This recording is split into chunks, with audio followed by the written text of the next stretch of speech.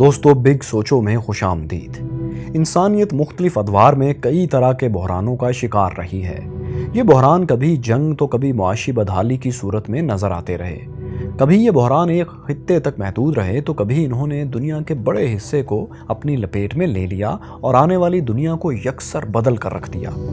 آج ہم بات کریں گے 20ویں صدی کے سب سے بڑے معاشی بحران دی گریٹ ڈپریشن کی، جس کا آغاز امریکہ سے ہوا۔ اس بحران نے تقریباً پوری دنیا کو اپنی لپیٹ میں لے لیا تھا، جبکہ بے روزگاری اور غربت اپنے انتہائی درجوں کو چھو رہی تھی۔ اس معاشی بحران کا آغاز کیسے ہوا، اس کے کیا نتائج نکلے اور کیسے امریکہ نے اس پر پھر قابو پا لیا، یہی سب کچھ آپ اس ویڈیو میں جانیں گے۔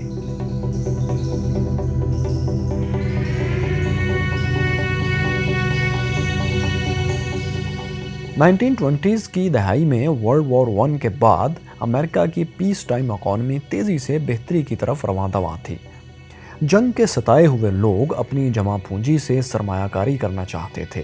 نئی صنعتیں لگ رہی تھیں اور پرانی انڈسٹریز بھی خوب پھل پھول رہی تھیں۔ امریکہ کی سڑکوں پر بڑی تعداد میں فورڈ موٹرز کی ماڈل ٹی کاریں دوڑتی نظر آ رہی تھیں۔ نئے آلات جیسے ٹیلی ویژن، ریڈیو، واشنگ مشین اور ریفریجریٹر کی مانگ میں روز بروز اضافہ دیکھنے میں آ رہا تھا۔ ان ڈیمانڈز کو پورا کرنے کے لیے کمپنیز میس پروڈکشنز یعنی بڑے پیمانے پر ان اشیاء کی تیاری کا طریقہ کار اختیار کر رہی تھیں اور اشیاء کی فروخت کے تمام پچھلے ریکارڈ ٹوٹ رہے تھے۔ کمپنیز کی بہترین کارکردگی کی وجہ سے شیئر ہولڈرز کو اچھا منافع مل رہا تھا اور اسٹاک مارکیٹ میں کمپنیز کے شیئرز کی قیمتوں میں بھی بہت تیزی سے اضافہ ہو رہا تھا۔ اس دور کو امریکی تاریخ میں دی رورنگ ٹوینٹیز کہا جاتا ہے۔ اس زبردست منافع بخش کاروباری ماحول کو دیکھ کر امریکی عوام مزید سرمایہ کاری کی طرف تیزی سے راغب ہونے لگی۔ کمائی کا آسان ذریعہ جانتے ہوئے لوگوں نے بغیر سوچے سمجھے کمپنیز کے شیئرز خریدنے شروع کر دیے۔ شیئرز کی خریداری کا یہ جنون اس قدر بڑھ گیا کہ کچھ لوگ بینکوں سے لون لے کر بھی اسٹاک مارکیٹ سے شیئرز خریدنے لگے۔ شیئرز میں ضرورت سے زیادہ پیسہ انویسٹ ہو جانے کی وجہ سے شیئرز کی قیمتیں آسمان کو چھونے لگیں۔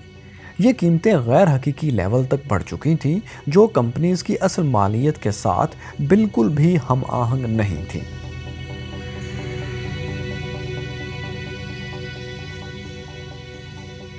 شیئرز کی مالیت میں اس ہوشربا اضافے کو روکنے کے لیے امریکہ کے مرکزی بینک نے شرح سود میں اضافہ کر دیا۔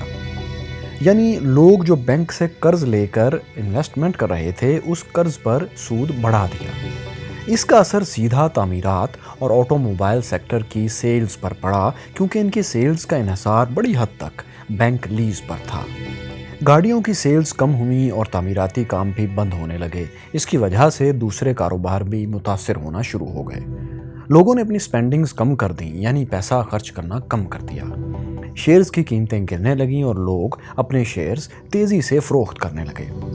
24 اکتوبر 1929 24 اکتوبر 1929 کو ایک ہی دن میں نیو یارک اسٹاک ایکسچینج میں تقریباً 12.5 ملین شیئرز فروخت کر دیے گئے۔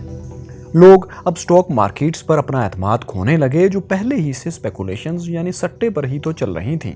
29 اکتوبر کے دن نیو یارک اسٹاک مارکیٹ اس وقت مکمل کریش کر گئی جب 16 ملین شیئرز فروخت کر دیے گئے۔ یہ منگل کا دن تھا، اسی لیے 29 اکتوبر 1929 کے دن کو بلیک ٹیوزڈے کے نام سے یاد کیا جاتا ہے۔ اسٹاک مارکیٹس میں مندی کا یہ رجحان اس کریش کے بعد بھی جاری رہا۔ دوستو، اسٹاک مارکیٹس کا کریش ہو جانا گریٹ ڈپریشن کا آغاز تھا۔ اسٹاک مارکیٹ میں ہونے والے نقصان کے باعث بے شمار سرمایہ کار کنگال ہو گئے۔ شیئرز کی قیمتیں گر جانے کی وجہ سے لوگوں کا اسٹاک مارکیٹس سے اعتماد مکمل طور پر اٹھ چکا تھا۔ لوگوں کی ایک بڑی تعداد نے شیئرز پر سرمایہ لگانا چھوڑ دیا۔ اس صورتحال میں نئی کمپنیز بننے کا تو سوال ہی پیدا نہیں ہوتا تھا، بلکہ پہلے سے موجود کمپنیز کے لیے بھی سرمایہ کا حصول بہت مشکل ہو گیا۔ ملکی معاشی حالات خراب ہونے کے باعث عام صارفین کی سپینڈنگ مزید کم ہو گئیں، جس کا سیدھا اثر کمپنیز کی پیداواری صلاحیت پر پڑا۔ کچھ کمپنیز تو بند ہو گئیں اور بہت سی کمپنیز نے اپنے کچھ پلانٹس بلکہ بہت سے پلانٹس بند کر دیے۔ امریکہ کی صنعتی پیداوار تیزی سے نیچے گرنے لگی۔ نتیجہ یہ ہوا کہ بے روزگاری بہت بڑھ گئی۔ بے روزگاری میں اس بے پناہ اضافے کے بعد لوگوں نے بینکوں میں رکھی اپنی جمع پونجی نکلوانا شروع کر دی اور بینکوں کے باہر لوگوں کی قطاریں لگ گئیں۔ یہ صورتحال اس وقت سنگین ہو گئی جب بینک اپنے تمام کھاتہ داروں کو پیسے دینے کے قابل ہی نہ رہے۔ آخر بینک لوگوں کو پیسے دیتے بھی تو کیسے؟ بینکوں نے جو پیسہ لوگوں کو ادھار دیا تھا وہ انہوں نے اسٹاک مارکیٹس اور دوسرے کاروباروں میں لگا دیا تھا۔ نقصان کی وجہ سے لوگ وہ پیسہ بینکوں کو واپس لوٹا نہیں پا رہے تھے۔ ایسے میں بینک بھی ناکام ہونے لگے اور کئی لوگوں کی جمع پونجی ڈوبنے لگی۔ بینکنگ سسٹم کی ناکامی کے بارے میں سنتے ہی وہ لوگ جنہیں پیسوں کی ضرورت نہیں تھی وہ بھی بینکوں سے اپنا پیسہ نکلوانے کے لیے بینکوں کے باہر جمع ہونے لگے، کیونکہ ان کو خدشہ تھا کہ بینک دیوالیہ ہو جائیں گے اور ان کی جمع کرائی ہوئی رقم ڈوب جائے گی۔ ان حالات میں امریکی حکومت نے فوری طور پر کوئی ٹھوس اقدامات نہیں کیے اور بہت سے بینک دیوالیہ ہو گئے۔ خراب معاشی حالات اور بینکوں کی ناکامی کے بعد لوگوں کو یہ خدشہ لاحق ہونے لگا کہ کہیں امریکی ڈالر بھی کولیپس نہ کر جائے، لہٰذا لوگوں نے اپنے ڈالرز کو سونے میں کنورٹ کر کے گھروں میں محفوظ کرنا شروع کر دیا۔ 1930 کی دہائی کے ابتدائی سالوں میں امریکہ خشک سالی کا بھی شکار ہوا اور زرعی شعبہ بری طرح متاثر ہوا۔ کسان اپنی زمینوں کو چھوڑنے پر مجبور ہو گئے۔ سونے پر سہاگا یہ ہوا کہ مہنگائی میں بھی اضافہ ہونے لگا تھا تو لوگوں نے دوسرے ممالک سے آنے والی نسبتاً سستی اشیاء اب خریدنا شروع کر دی۔ ایسے میں امریکی حکومت نے امپورٹس پر ٹیکسز بڑھا دیے تاکہ دوسرے ممالک سے آنے والی مصنوعات کو امریکی مصنوعات پر قیمت کے لحاظ سے فوقیت حاصل نہ رہے اور لوگ امریکہ میں تیار ہونے والی مصنوعات کو ترجیح دیں۔ امریکہ کے اس قدم پر رد عمل دیتے ہوئے دوسرے ممالک نے بھی امریکہ سے درآمد ہونے والی اشیاء پر بھاری ٹیرفز عائد کر دیے، جس سے امریکہ کی برآمدات میں خاطر خواہ کمی دیکھنے میں بھی آئی۔ دنیا کے مختلف ممالک کی معیشتیں جو آپس میں جڑی ہوئی تھیں ان حالات سے متاثر ہوئے بغیر نہ رہ سکی۔ مہنگائی، بے روزگاری اور مندی کے یہ اثرات امریکہ سے دوسرے یورپی ممالک تک میں محسوس کیے گئے۔ بڑھتی بے روزگاری، بے پناہ مہنگائی اور غربت کے باعث لوگوں کی ایک بڑی تعداد نے نا امید ہو کر اپنی زندگیوں کا بھی خاتمہ کیا۔ یوں یہ اکنامک ریسیشن گریٹ ڈپریشن میں بدل گیا۔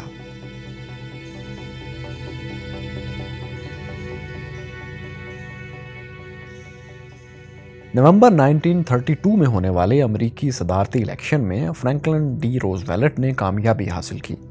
اس وقت تک امریکہ کی تقریباً 1/4 آبادی بے روزگار ہو چکی تھی۔ یہ مشکل صورتحال نومنتخب صدر روزویلٹ کے لیے ایک بہت بڑا چیلنج تھی۔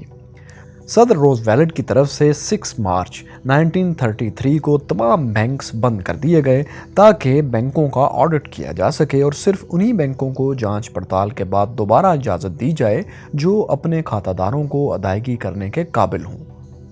فرینکلن ڈی روزویلٹ نے معاشی بحالی کا ایک جامع پروگرام مرتب کیا جسے نیو ڈیل کہا جاتا ہے۔ اس پروگرام کے تحت سیکیورٹیز اینڈ ایکسچینج کمیشن قائم کیا گیا جس نے اسٹاک مارکیٹ میں پیسہ لگانے والوں کے لیے اصول و ضوابط تشکیل دیے۔ لوگوں کا بینکوں پر اعتماد بڑھانے کے لیے انہوں نے فیڈرل ڈپازٹ انشورنس کارپوریشن کا آغاز کیا تاکہ لوگوں کو اس بات کی ضمانت دی جائے کہ اگر بینک ان کا پیسہ لوٹانے میں ناکام ہوئے تو وہ پیسہ حکومت ادا کرے گی۔ روزویلٹ کی حکومت نے سرکاری ترقیاتی بجٹ سے میگا پروجیکٹس شروع کیے تاکہ ملک میں بڑی سطح پر معاشی سرگرمی شروع ہو سکے۔ انہوں نے بالخصوص اس بات پر زور دیا کہ ایسے پروجیکٹس شروع کیے جائیں جن سے زیادہ لوگ بے روزگاری سے نکل کر روزگار حاصل کر سکیں۔ اس وقت 6.5 لاکھ میل ہائی ویز، بڑے بڑے ترقیاتی پروجیکٹس جن میں پل، ڈیمز وغیرہ کی تعمیر شامل تھی شروع کیے گئے۔ دنیا میں اس وقت کے سب سے بڑے ڈیم ہاورڈ ڈیم کی تعمیر بھی اسی دوران مکمل ہوئی۔ ان پروجیکٹس کی وجہ سے تقریباً 85 لاکھ لوگوں کو روزگار حاصل ہوا۔